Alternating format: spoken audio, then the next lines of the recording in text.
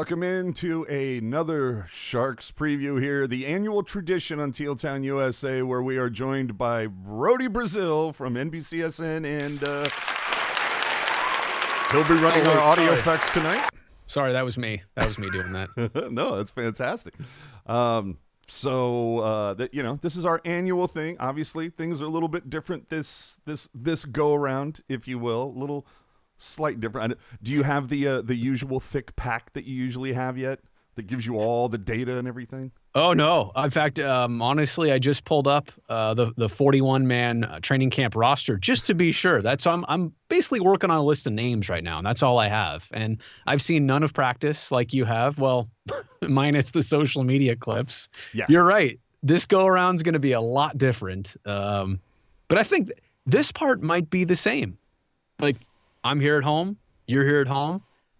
Here's what's different. My hair's different. My black eye is different. Can you see that? No, the lighting not isn't really quite that. You need a key light to get that going. Sorry, yeah, I'm not on the normal camera and lighting setup here. My son bonked me on New Year's Eve when I was putting him to sleep. Oh, he didn't want to go down, did he? No, he did it on accident. He rolled over. I was leaning in to kind of give him a hug, and then he whiplashed me, and all of a sudden it's like, I knew it instantly. It's like, that's going to be a black eye. I told my wife. She's like, oh, it's not puffy yet. It's like, just trust me. Then the next day, boom. 3 days later, still here. So. Oh, I haven't taught the kid about the moneymaker yet, huh? You seriously, like, you're messing with the ability for us to have a roof on our head. Well, at least not yet. I mean, we're still 11 days. I have 11 days to heal. So there you go. I'm sure by now you got to be pretty good with the makeup, right? You covered that up. You know, the black eyes have been something I haven't had to really cover up over the years. There's been like the razor, like the razor burn, or you just want to generally knock down the shine of those TV lights. It can make you look kind of like, greasy, oily, more oily than you are. But you even at the ripe old age of almost 40, you get a blemish once in a while. You want to patch that up, so. Fortunately, I have things that are small that I can fix. If you're like Curtis Brown, oh boy. You need a magician, not a makeup artist, Yeah. So I figure it's a whole crew that has to be, backed up on an 18-wheeler there. It used to be. You're going to see him in his true self at this point. There's no makeup people around to help him this time around. Well, let's talk about what we've got going this year. Obviously, things are going to be a little bit different. We have different divisions. Wow, look at that. Well, it's not like I put this together. Yeah, I've seen that before. But obviously, the division's going to be a little bit different. I thought it was kind of funny when they were putting these together. I don't know if you were following it, but it was one day, like, we knew that the Western Canada teams were going to be out and that the West was going to get 3 new people, but right. One day it was St. Louis, Minnesota, and Colorado. The next day it was St. Louis, Dallas, and Colorado. The next day it was something like it kept changing. I think if anything, the Sharks are probably saying, well, at least we got Minnesota instead of Dallas. Right. I guess that's kind of thankful to have that. But look, most people are saying Vegas and Colorado are going to fight out for number 1. And the other one gets number 2, obviously. St. Louis slots in at 3, and then you've got everybody else fighting for that 4 spot. I don't know. You're a pretty optimistic guy. How do you be optimistic about this year? Because I'll be honest, I'm not too optimistic right now. No, you're right. It's easier to be pessimistic, but that's only because of the sour taste in your mouth from last year. Yeah. And even further than that, that's only because there wasn't a lot of changeover. There wasn't the complete overhaul that, all of a sudden, and for right or wrong, if Doug Wilson went and just totally retooled this thing during a pandemic, which I don't think, that would also give you an uneasy feeling. But I think a lot of times there's that false optimism in sports. It's the grass is always greener on the other side if there were a bunch of new names and faces, or even hypothetically, if he just cleared up a ton of cap space, didn't make the purchases yet, but had the money to go out and do stuff. Again, so in terms of optimism versus pessimism, can it really go as bad as last year did all over again? I mean, I suppose, but I'm going to highly doubt it goes that bad. I'm not saying that. I'm not even going to guarantee a playoff spot at this point. We have to see. We have to see where we're at. We have to see what the core is going to do this year, and we also have to see what those next step guys are going to do. And I've really thought long and hard about last year, and you had it twofold. You had the guys that you could count on with track records and that had set a bar for themselves. You had them struggling. At the same time, that next wave of young players that you counted on, and specifically like your depth forwards, they also were not able to make the proper steps. And so it's one thing. I mean, you can have a successful team so long as your veterans are carrying it. Then you could have a great team if the young guys add on. Vice versa, you could have your older guys and your veterans, a little bit under par, but maybe all these young guys are stepping in, and you can have good seasons that way. You can have a great season if everybody's clicking. Obviously, they had the bad season last year because none of that happened at the same time. And that's not even the offense, defense, goaltending conversation that most people will break it down with. That's kind of the way I see it, is the groups of players that maybe didn't carry their respective loads. Well, it was, to me, it was definitely a Murphy's Law kind of season. Everything that could go bad went bad. Starting with losing your captain, who seemed to be the foundation, the glue of the team. You're not able to keep Pavelski around.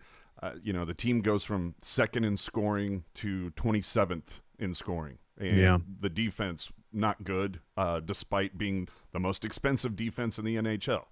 Well, now when you say that, you say the most expensive blue line in the NHL. Yes. See, now that's I'm sorry to stop you there, but that's one thing too. When we have the whole defense versus lack of scoring versus goaltending, right? And goaltending is an easy target. It's Martin Jones and Aaron Dell's fault, and people are already skeptical about Dubnyk, and he's trying to have that revamped type season too, just like Jones. But my point is, forwards play defense too. Forwards were defensively at fault last year, just like, just in many ways, like maybe the blue line was too. No, I totally give you that.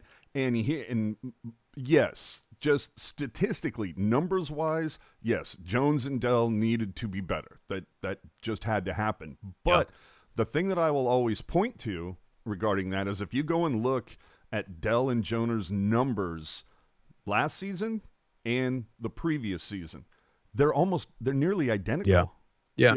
Yet, the one year they go to the conference final, the next year they're horrible for the majority of this season. So that's going to happen when you go from second in scoring to 27th. That was the thing where you let go of a Pavelski, a Nyquist, a Donskoy, and you don't replace any of that offense. And as you were saying, there were guys, whether it's it's like, hey, LeBanc hit 17, he should be able to go 20. Sorensen was 17. He should be, he could probably pot in 20 goals.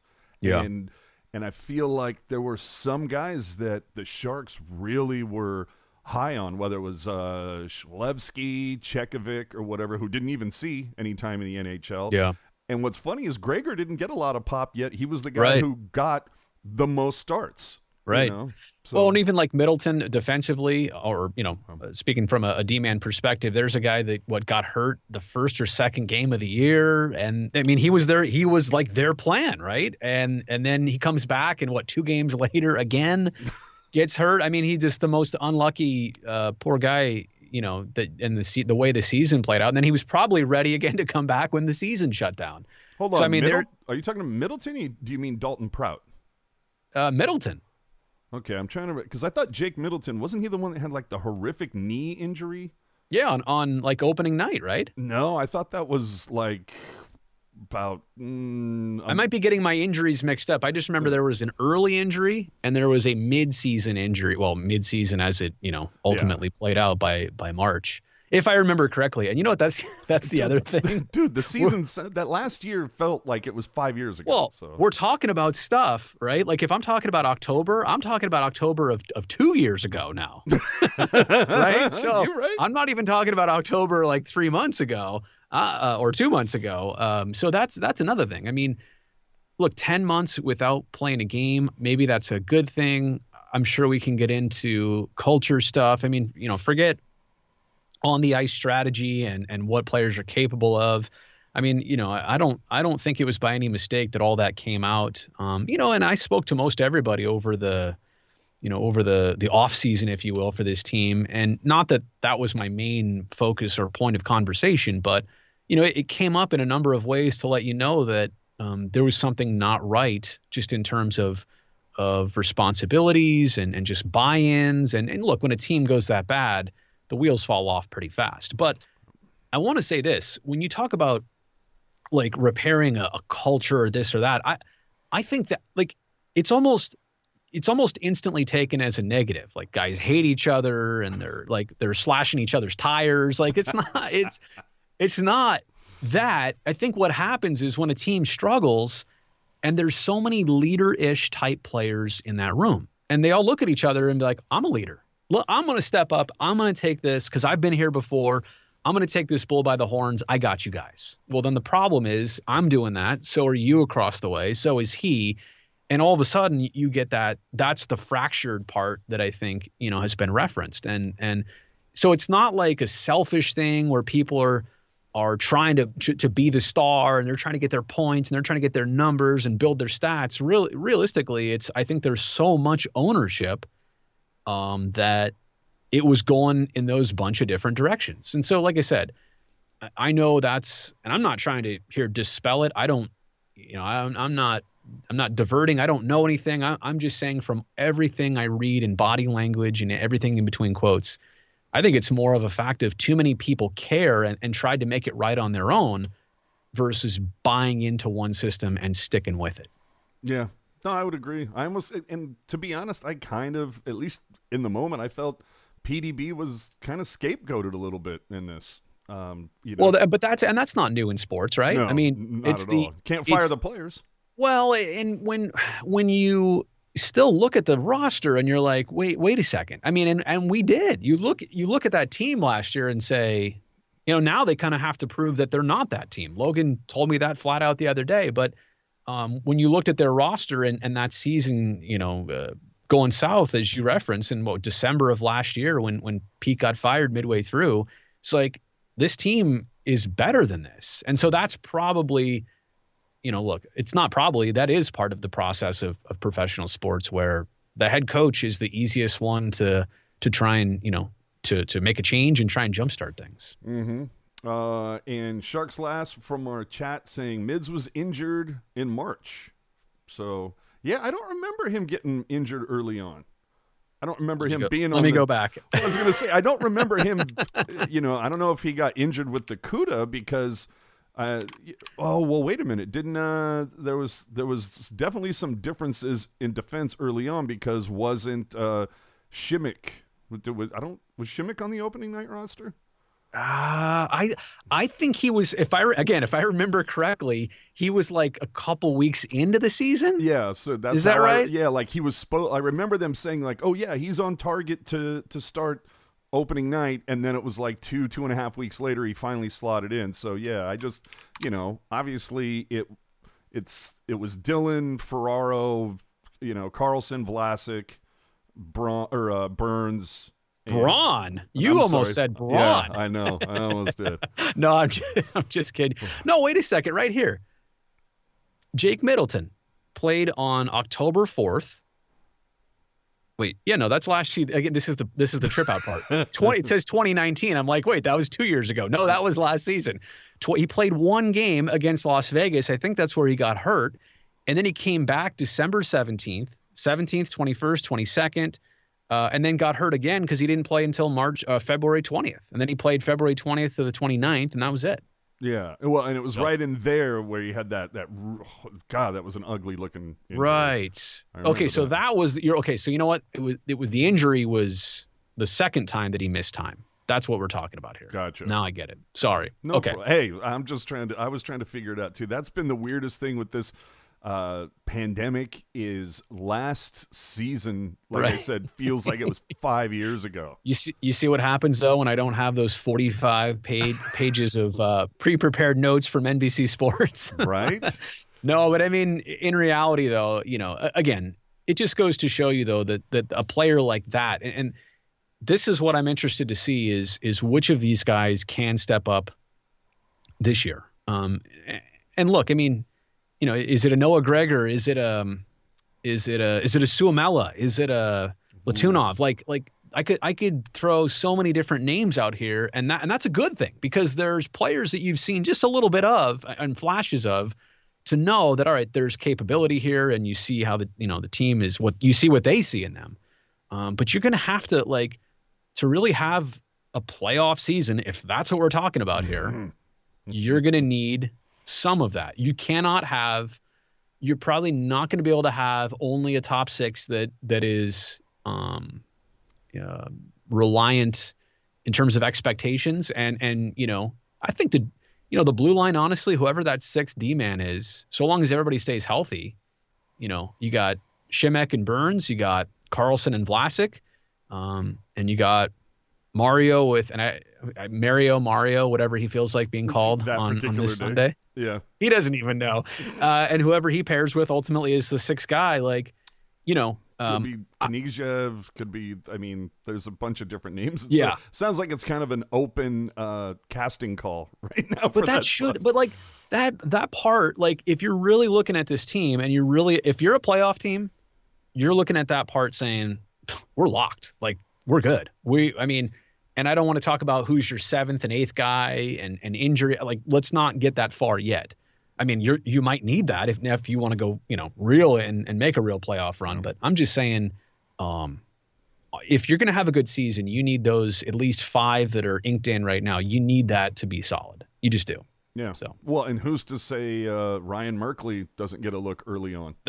Absolutely. He's he's very focused right now on making the most out of even this opportunity, right? Where it's weird. It's a training camp. It's not in San Jose. It's very expedited. They're going to get right to, and they already have got right to, scrimmaging and game replication. They're not going to spend time, on 3 different sheets of ice like it in San Jose every year, and drills. It's like, we got to get you guys in game shape fast. And if somebody can, prove it to Bob Bugner that they're ready right now, this is a fast track chance to crack the NHL, crack a difficult roster, and get some playing time early. Well, and there's, you see all the names that are in camp. There's a lot of guys fighting for gigs, but let's, for a hot minute, just talk about, like, again, I don't want to be the Debbie Downer of the group, but there's a couple of guys I think that are kind of like, all right, this is your shot. Like, whether Dylan Gambrell, Marcus Sorensen, Antti Suomela, that are guys that are on their final year, and it seems, especially like a Dylan Gambrell, if he gets passed yet again, it's kind of makes it more difficult, especially when you see all forwards were taken in the last draft. It's kind of like there's just more and more coming up. Well, and I will throw this in there too. Like, I'm really interested in Donato. I don't, it's hard to project a goal total when you're not doing the 82 game, like, full season mark. But he didn't have a problem late last year scoring goals with Minnesota. And that's what the Sharks needed. So, and he's already established in the league. He's got a taste of it. Wants to prove himself all over again. I am really excited about Donato. There's this young guy named Patrick Marlo that has, I'm just kidding. No, but honestly, like, adding another surefire, just a surefire teammate, a line mate for other guys. And again, I don't know how that's going to shake out exactly. I know where he's been in camp, but we'll see who he plays with. But even honestly, like, you need a little bit more from Kevin LeBanc than you got last year. And who was the other name? Matt Nieto. That's a whole nother, there are some opportunities here. It's not just the youngest of players. Are they going to make the team or not? You need a little bit more from these guys. And I'll tell you what, I went back the other night. This is psychotic almost, just looking at Kevin LeBanc footage. I'm like, what is it like when Kevin LeBanc is doing his thing? Like, what is he doing? And quite honestly, he's got the puck on his tape and he is going to the scoring area, perimeter stuff. I don't even know if he's a net front type, not really a net front type guy, but when you give him the puck and some space, he's got some moves. Like, I honestly, so how can you get a little bit more of that from Well, from Kevin Labanc. I don't think the knock on Labanc has ever been his offense. It's been his 200-foot game. It's like they want to see him a little bit better positioned on the defensive side. But, that's – you look at the contract that he had last year, the $1 million deal that upset a lot of people in the NHL. They're like going, okay, what is this? A little cap circumvention, a little nod, wink, handshake deal in the back pocket there. But, Labanc, that's a 4 years. What is it? 4 years, 4 point something. Where is it? 4.7. 4.7. It's a buy-in by the team, and to that point, like, I'm okay. Like, I think here's the whole thing why I even mention his name. If I didn't think he was capable of taking that next step, and I don't mean just like how you look on the eye, I mean like getting the results. If I didn't think he was capable, trust me, I wouldn't even mention his name because I don't want to drag him down this path. That's the thing about it is I look at him and I say, there's a guy who is capable of having a really good season, being a big part of deepening this team and getting the scoring touch back. And like I said, same thing with Donato coming over. So as much as there are a lot of questions about what the heck did we see last year across the board, there are enough things in place that leave me optimistic enough. And I know I'm one to have the reputation of seeing more glass half full than empty. Trust me, it's, there's still a lot to be proven. I'm not punching my playoff ticket yet. But I am saying that, you can't look at this group and instantly cross them off either. And some people are doing that, Oh, absolutely. I think last time I looked, Vegas had them, I think, finishing 28th, And, yeah. And Vegas, you mean not the Vegas Golden Knights, actual sports books in Las Vegas. Yeah. It's like finishing 28th, 29th. Yeah. Like the only teams doing worse than them projection-wise were, of course, Detroit and I think either Ottawa or Chicago. Like, there's not a lot of people that have a lot of high hopes, but we'll see. But with your point earlier, when you showed the standings, there are probably 3 teams that you would expect to get in. Now, look, I just went through a baseball season during a pandemic. We haven't even discussed this at all. None of this stuff is normal. Playing games in series of 2 against opponents. I'll be perfectly honest. Even me covering the Oakland A's, we had a player on a road trip test positive for COVID. They had to shut the team down for 5 days, which is actually a miracle that it was only that short. But that caused the Oakland A's to play 5 doubleheaders in their last month. They had 26 games in the final 25 days of the season. So what I'm saying here is we're talking about all this stuff as if it's normal. I don't know how long we've been on here for. We've almost neglected the fact that none of this is going to be normal. The players flat out experience of game days and traveling, and it's already, they're not supposed to see each other. Meetings, which happen a lot in hockey, have to be completely different. And to that point, like 56 games, you have a slow start. It's possible to have a bad October, and heck, look at the St. Louis Blues, right? What were they, worst team in the league in January, and then won the cup that year, right? That was 2 hockey seasons ago. Yes, 3 like almost 3 years ago, but 2 hockey seasons ago.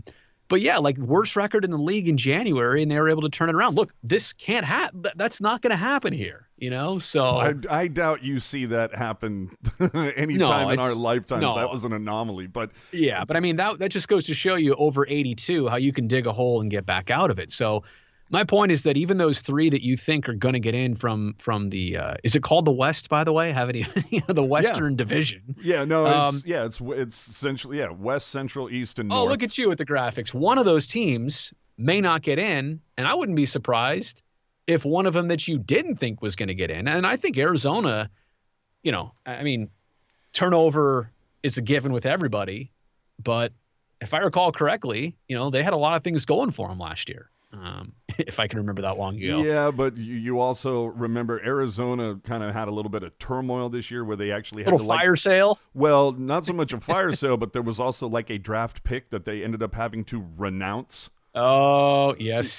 There's but again, did you really think that one player was going to turn around a franchise? But no, I understand your point. Yeah. I'm just looking at that right there, and again, it's based on who else is in the division. Now, I mean, if you told me that the Sharks were in the East, like Yeah, look at the East right there. that's pretty well stacked. In fact, we were I talking about mean, that last night, saying that could be, easily the most competitive. yeah, and even the Canadian division, the North, excuse me, the North.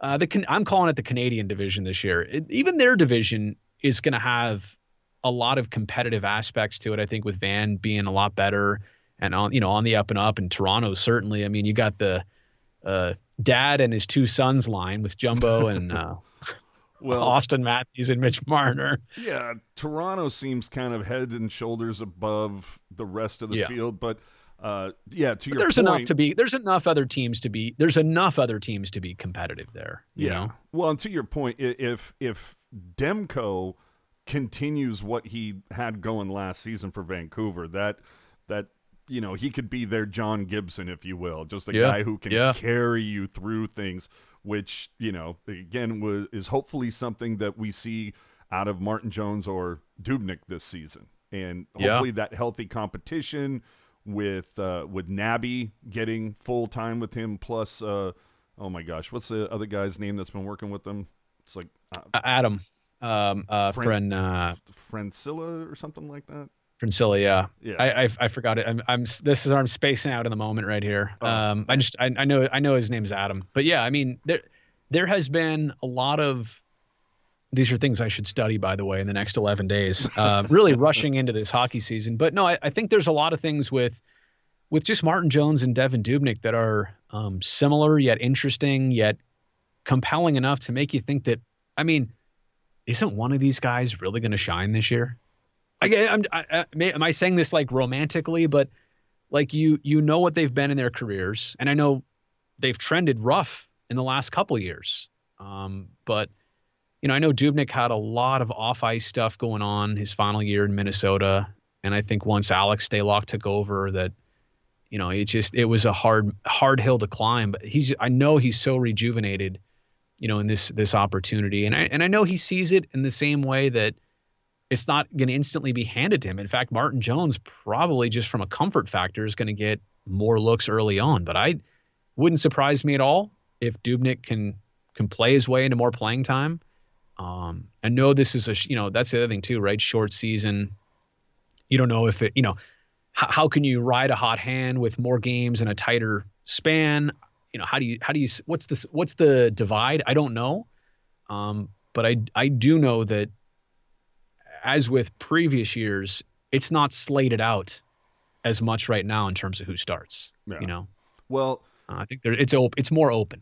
How now, as somebody who does pre and post game, how excited are you where you're essentially seeing kind of like mini playoff series where it's you've got these back to backs, or you're going to see a team 4 consecutive times or something. Yeah, well, and we will see that. I think it twice maybe. There's like a 4-game span with St. I know there's one with St. Louis, and I think is there also one with Las Vegas? But there is a break in between my calendar today, so that part is kind of fresh. But no, to your point, this is actually one of I think the things that could stick in the future. Now, granted, you're not going to play every team 8 different times in a normal year. Like 8 times is a lot. But what you're saying is in the back-to-back fashion, like every game, this to me ups the suspense. It ups the rematch. If it's from a strategy perspective, it's from a temperature perspective. I know the players, they really like this. Thank you for pulling that up there. They like this from a travel perspective. They don't have to. It cuts it in half for them, what they have to do. Well, and just to let you know, only we can see this, but yeah. This is, okay. Yeah, this is just for us. We're on the back channel here. Yeah. But I mean, yeah, we're looking at the schedule, but so I do see it. Maybe not. No, there's March. The St. Louis in February, right? And with a break in between. Yeah, but you got those 4 straight at the beginning of March for against LA. So okay. So you're right. So it does happen twice. Yeah, and got it. Of course, and actually, I'm looking at the wrong month. Yeah. All right. And then the thing that, of course, upsets me about looking at this schedule is, you're talking to a guy that usually, it's hard for me to get away during the week, right? And so I've Right. been waiting to see a game. I've been wanting to go down to see the Sharks play in Anaheim, but they almost, I don't know what it is. Whenever the Sharks play Anaheim or LA here, it's almost always on a Saturday. But when the Sharks play in SoCal, it's almost always like on a Thursday or something. I can never make those games. And I think that's part of it too, that they're trying to sequence Ducks and Kings games a lot of times, either on different nights, or obviously the Kings have, two other basketball teams, right? Sharing Staples Center. So I think they try, it is hairy and tricky when they try and, chop that one up. But no, I think that I'll be honest, of all the things that I think are going to be rough about this year, I think everybody's going to look at that back-to-back thing and go, I kind of like this. Like, how can we, even if you don't keep it for every game, like, can you do it for just the division teams? Well, what did you think about the opening of last season where it was back-to-back with Vegas?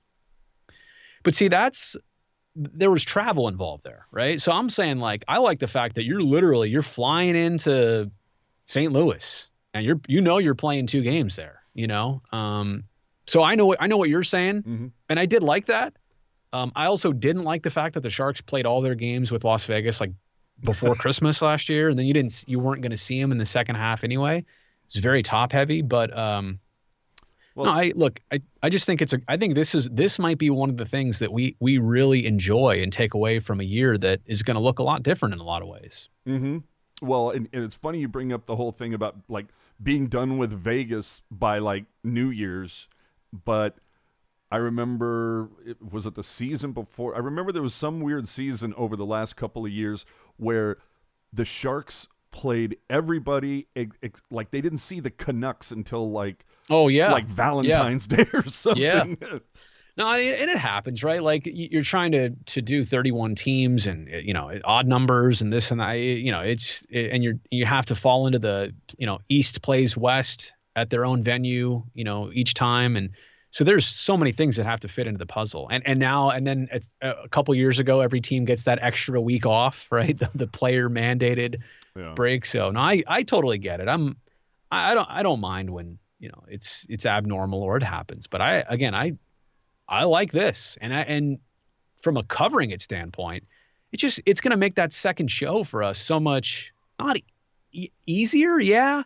But better. It's because I experienced this in baseball season all along. By game 4 of a series, like the other teams, not only their lineup, their strengths and weaknesses, who in their bullpen has already been taxed, who in their bullpen is somebody that you're scared of coming in the game. So it just makes like, the Tuesday night Sharks game in February against the Devils, like it's hard to like, not hard to get up for it, but you're like really hard to feel like that game like the back of your hand because you don't see these guys. You've barely seen these guys at all. You know their names. You don't know much more than that. I mean, unless you've been seeing them for years. So it's going to be a lot. I think we're going to get a lot better results out of that.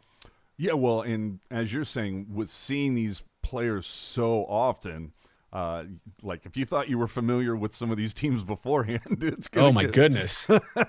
This is gonna and that's the thing, right? Like it's not just in the second game of a back-to-back. It will be about that. I mean, like Ryan Reeves and Evander Kane. I mean, that's where my mind goes, right? Like what happens in that second game? But no, also you're right. What happens in meetings 6, 7, and 8 of the season? And I hope we get there. I really hope we get there. Yeah. But that's another aspect of it too, is frequency, and that would be before a playoffs even start. So then imagine 2 teams that already saw each other 8 times in the year, and now they're about to play. I haven't even reviewed the format. Best of 7. Yeah. Round 1. Mm-hmm. No, from what I understand, the playoffs, it's going to be just like normal. Yeah. No. So I haven't. I'll confess, and I did the same thing with baseball. So many people ask me, are they going to get a full season in? And this was when training camps were happening, summer, spring training, and I said we will know about halfway. And if they get to halfway and things are looking good, then I think they'll make the push. I worry about the beginning.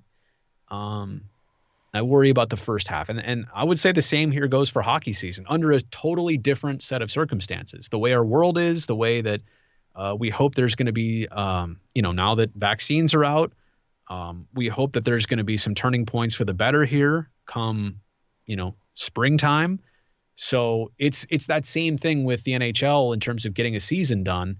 I really think you'll know what's half of 56, 28 games in.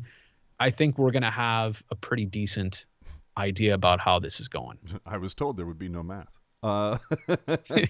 See, I'll tell you what, it's one of my worst traits is like getting myself into these corners in live situations, which is why I'm glad we're rehearsing for a live television show here with Teal Town USA, I am proud to be your Robin for today. Hey, you didn't even, can you, yeah, thanks, Batman speaking. Can you see the flow? Like, have you seen this? Dude, it's sick, bro. I have a headband here, but I don't know if that's going to, I put my headphones down. Sorry. I'll put them on in a second, but I do believe somebody mentioned it in the chat. Yeah, here we go. We got our I sport this regularly because I have to.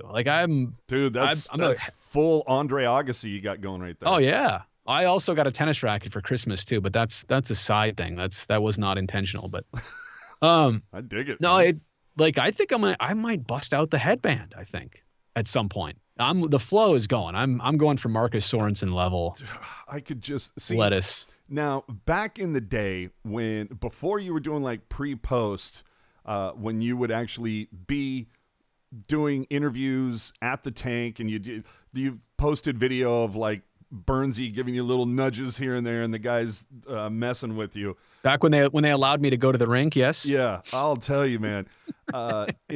But just even on TV, because you're still going to have to talk to these guys on TV. Boy, yeah. I'm really going to miss Jumbo because I would figure Jumbo would if that flow is here on January 14th. Oh, it's going to be here. Okay. It's going to be 11 days longer. Oh, no, I can already. God, the amount of shit Thornton would have given you. You don't even need to know what he'll say. I can do it for you. Oh, bro, that's beautiful, bud. World class. Look at the flow, bro. That's world class, buddy. And then he'd make some like off-color comment, I don't know, derogatory to me, and then I'd be like, all right, Jumbo, see you later. All right. Well, obviously Thornton has departed, but Marlo again comes back now. The big thing, of course, about Marlo is that he's supposed to on track to break Gordie Howe's record of most games played in the NHL. And of course, the unfortunate thing is if you get rid of the lockout from 2005 or the shortened season from, like 7 years ago, he would have, hit this a while back. But the trade deadline, he's supposed to hit it on April 19th. The trade deadline's April 12th. Oh my gosh! You're already shipping the guy out of town? I'm not. Not whatsoever. Because even let's say that the Sharks are unfortunately out of the playoff picture, like by a wide margin. To me, it's all about Marlo. It's he's. You mean you're saying can you give him a chance like he got last time? Can you find a spot for him? Yeah, like they like Boston did with Ray Bourque in Colorado. Obviously, that turned out very well for Ray Bourque. Yeah. But do you give him another shot? But look, this is still a business, and a lot of merchandise is going to be sold. And don't you want that merchandise to be teal? I didn't know where you're going with it. Look, I honestly, I think you don't. You leave it up to Patty. Yeah, that's what I'm saying. I think you do. I think professionally, and we're hypothesizing, right? Yeah. That to your point, if this is how it is, if things are not looking good from a season perspective, and strategies not out the window, but like if it's not to try and get in a playoff spot, and we're past that. I think you totally leave it up to him and what his desire is and what his best interests are. And what's the sacrifice? The Sharks will get something either way, right? They will either get something in return for Patrick if he decides it's best for him to be elsewhere and he wants a chance. And if they can find him, not only find him a home, but a team that has a spot for him, right? a competitive team for him. Or to your point, you get to keep him and you get to have that ceremony, that legacy with him. So I'll be honest. It does. If those are the circumstances, if I'm Doug, I say, Patty, this one's up to you. Yeah. But what do you want to do? It does suck, though, and it has been pointed out, I think, by Kurz, that game that he will break the record on if he plays in every game is going to be an away game. Now, granted, if we're not playing with fans in the stands, does it make that much of a difference?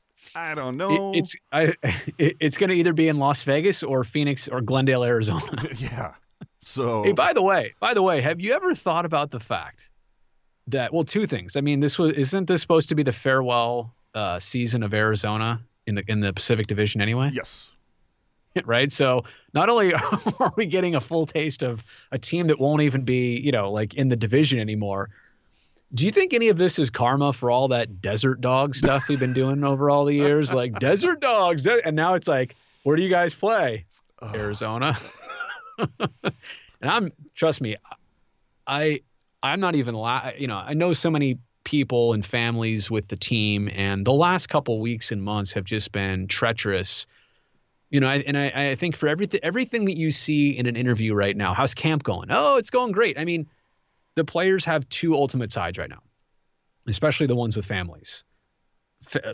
Side number one, they're a professional athlete. They're back doing what they love. They were stripped of it, and it's who they are. And they're happy to be back in some type of normal routine and competitive rhythm. This is where they thrive. But there's a whole other side of these guys that I think is, you can see cracks of right now. And I think you're really going to see it as the season goes on. These are not normal times right now. And this is tough on players, and baseball players talked about it a lot during their season. They played 60 regular season games. They usually do 162. They said widespread that this was one of the longest seasons they've ever been through. And it was a fraction of what they normally go through. So I'm just telling you, the separation and the family and the people that work for the team and having to reschedule their lives, like as Christmas is going on, like, are we going to Arizona for 1 month at least, probably 3 months or more? I'd be interested to hear and I know there's a live chat going on right now. I unfortunately can't see it. I know you probably can, but I think if you did a poll right now, like, don't put your preferences in there. Don't put what you want to happen. Be realistic about this. Be realistic about the situation, about the precedent that's already been set. February 1st, are we really going to see we're talking about less than a month. Are we really going to see a Sharks game at SAP Center? Again, I'm not saying preference. I'm saying, like, realistically.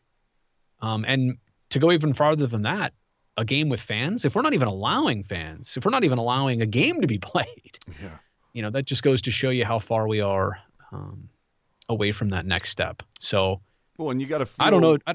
You got to feel for guys like Nason and Hurdle who, new dads. Oh, and even, Evander Kane had a child in recent times, and Erik Karlsson had a dad. Erik Karlsson had a dad. Erik Karlsson became a dad right at the beginning of last hockey season, of more than a year ago now. But, look, I have a 3-year-old. I've been around home a lot, and now it's going to be a lot of nights where I just won't be around. But that's normal, right? But these guys are going. Imagine if, instead of me going to a studio to do a show like we do. Imagine if I had to stay in Arizona. That's the case for a lot of forget players. How about team employees? I'm just saying this is such a huge undertaking. And the whole franchise is up against this, that no other franchise is up against. So I don't think we should forget that too, that there's a whole added element here. In ways, maybe there could be some benefit of this. Yeah. But I think we can all see why it's a more of an uphill battle too. Well, I don't know. I want to be, optimistic. Unfortunately, the things that I'm seeing from, for the different writers and whatnot, and the odds, the bookmakers in Vegas, that there's a reason that city is still around. Yeah, no, they make money off of their predictions, but I just think this, if we have to define what is, like, where's the bar for these guys right now? I'm not sure that that's so well defined. and is it if you jump right back in the playoffs, like let's say they make the playoffs, play one round, eliminated. I'm just making this up. Yeah. Is that like, okay, they're back on track? All right. Or do people say, man, look at this roster. Like they should be back in the Western final again, at least. They should, be a Final Four team of the season. Like, I mean, only that will satisfy them. I know there's other people who are like, they should only win the cup or I'm satisfied. Well, but like, what's the realistic expectation? I don't even know that we know that right now. Well, there's some scouts that were reported as basically saying they think like Doug Wilson's in denial. Going, like, what are you holding on to certain like guys? The river? Did you get that? Yeah. Wait, that's a good one, buddy. It's going to take me a second here. Oh, it's going to take me a second. One, bro. Yeah, bud. Pretend like I just said that. Yeah. Oh, you don't have the laugh track too? Oh, yeah. It's more of an applause, though. Some booze. Got all that stuff here. Well, I mean, there are some people. Desert dogs. There are some that are going, that Doug needs to, like, needed to realize this team, like there's too much youth and then too many guys that are over 30. Like there's just not enough in the middle or. Well, no, look, I think I remember last year, I think it was in January, and Hasso Plattner never really makes a comment or a statement. Who's Hasso I mean, really Plattner? doesn't. Team owner, in case you're not familiar with our level of depth here.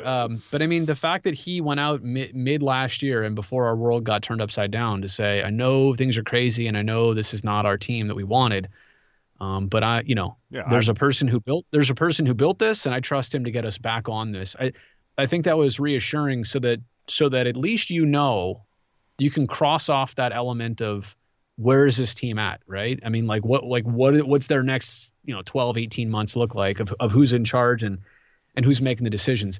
I think everybody feels the pressure, and it's like everybody's always felt the pressure, but I think right now they are fully committed in a lot of different ways, and if this doesn't work, now again, it's also a weird season too, right? I'm not making excuses. I'm just saying the microscope under which we judge this is like slanted, it's like slanted a little bit. So it doesn't give you the full normal perspective. But I do think we're going to see enough out of this year, so long as most players are healthy and there's not, some gigantic thing out of their control. I think we are going to get a better grip of who this team is. And I'm not saying that to promise you one way or the other. I'm just saying we're going to get a better grip of who they are. Yeah, well, and it's funny because of this season, similar to baseball, you've got one group that says, oh, yeah, Dodgers great, but that's an asterisk, because it wasn't a full season or whatnot. Well, but then you've got others that'll, the ones that sit there and go, what? They still had to play and be competitive and do all the things necessary to get there. Well, look, let me put it to you this way. So the two teams in the World Series, the Dodgers and Tampa, all right, were also the two teams with the best records through 60 games, through the full 60 games. Yeah. So, again, all I'm saying is the teams that were the best, even in that short run, got to that last part. And look, 60 out of 162 is a way different ratio than 56 out of 82. I mean, the Sharks played 70 games last year. Almost got to the, I'm saying they almost got to the full 82 before things shut down. And I think that was enough. That was more than enough to see who they were. So 56 games, you're going to see enough of who they are. This is not like a 35 game thing or even 42. This is, you're in the mid 50s. So. Well, before we let you go, I was talking to a couple people that you were going to be on, and they said, you know what? I'd be interested to know couple things about Brodie. First off, did you have more fun doing the bench work and those interviews, whether you have to be up on the little pedestal to get the mic or like the apple box that I was standing on to get up to their height? Yeah, like you got that. I mean, doing that type of stuff where you've got Sharky hitting you with the TP cannon or getting nudged by Burns, or is it kind of like, No, I kind of like just razzing with Curtis a lot, or if Hanner comes in or somebody else comes in to fill that spot when Curtis is off doing something else. Like, I'm sure both have their pros and cons, but Oh, for sure. I've loved both roles, and you're right. There's been a clear two different things that I've kind of done, as the main thing. And there was a couple years in between where I was doing both, and wow, those were those were heavy, busy years. But I will say this: the reason that I mostly got away from all that is because my role at the network was to be a year-round person. I could, before then, I would go so hard in hockey season. I tried to be at every practice. I'd be at every morning skate. Travel a little bit with the team. Like I was so ingrained, and I loved that part. I mean, got to know Todd McClellan super well, got to experience things on and off the record that really helped me grow and realize like what's going on with the team and what the difference in between sometimes what gets said and what's actually going on. In a lot of different respects. So I loved that part. It was not sustainable once I realized that I was able to do all these baseball shows all summer. It's just the frequency of working so much. And quite honestly, they've said, we want you to be more in the studio. We want to take advantage of this. And so the one thing I would say is I wish a lot of times, I was younger in my career, and gosh, when I did the rinkside stuff, it was like 2009 to maybe like 14. So geez, I haven't even done it in, 6 or 7 years almost, but I wish I could do a lot of it over again, because I sucked in so many ways. I watched some tape, and one of the dirtbags who was on me the most was Drew Remenda, and I'm so thankful that beautiful bald man, that he sometimes like would be flat out honest and be like, what are you asking these guys? What are you doing? Here, try this instead. And we had a lot of other great. Our longtime producer Sean Madison, always a great bug in my ear of like, hey, we're trying, because a lot of those elements. Dude, there's nobody in TV right now that's going up to a player mid-game and interviewing them on the bench when they didn't expect it. That was like not only jumping in the fire, that was like jumping in the fire while spraying it with lighter fluid and, like just rolling around. It was a lot of times it was really going into some tough spots. And I think I did okay with it when I look back, but just knowing what I know now and how to ask a better question and be more versatile and on the spot, there's nothing like the studio stuff in a sense of you're on a whole lot more elements coming your way. So I love them both. And I love the current time too, because it's more, like I said, it's more sustainable. I can do this for a lot longer years, and I can also get a little bit more like personal. I can have more input and more perspective now that I feel comfortable giving it, where I definitely would not have, in 2009. So yeah, well, and obviously you've got that new studio with the floor and the huge wall behind you where you can really dive deep on some of the plays. But I think a lot of fans like myself totally appreciate that. But it was fun to see. I remember a specific time coming back from commercial during a intermission, and you're standing behind Sharky. You're doing the voiceover, but Sharky's got a microphone and he's doing the, I remember that. Yeah. Stuff like that. Or, the TP cannon, or, oh God, what was,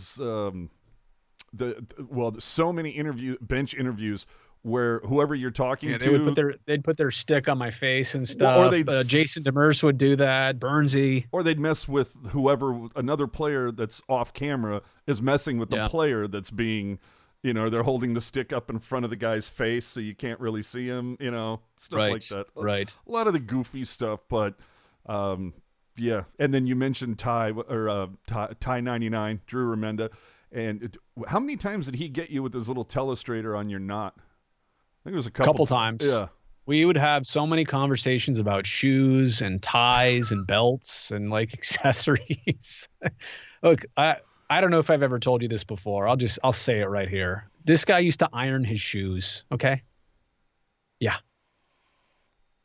You got to give it up. You got to give it up though. Guy always looked, like a million bucks. Okay, I'm going to tell you something. I want to also tell you something else he told me to never repeat to anybody. I'm just going to say it here. I hope he sees this. He owes me a phone call or two, by the way. Me too. He used to iron his money. Bullshit. Yep. And I'm not saying this guy was, what was it, making it rain? Like, he wasn't pulling out hot. I'm just saying, like, he would come back from lunch and he would have, like, a 5 and a 10, whatever, the change he got from lunch. Sure. What the? He just loved ironing stuff. The guy loved ironing stuff. Oh, it's just like the process. He just likes the process.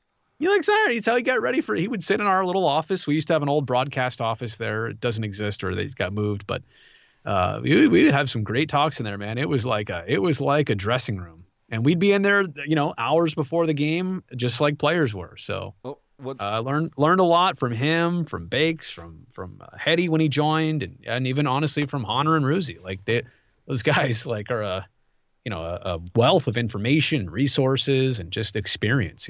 Oh, I'm blown away by their recall on certain things. It's staggering. Speaking of which, Jerk wants to know. Ask Brodie if he remembers Vlasic saying that a Red Wings player had a big ass on live TV.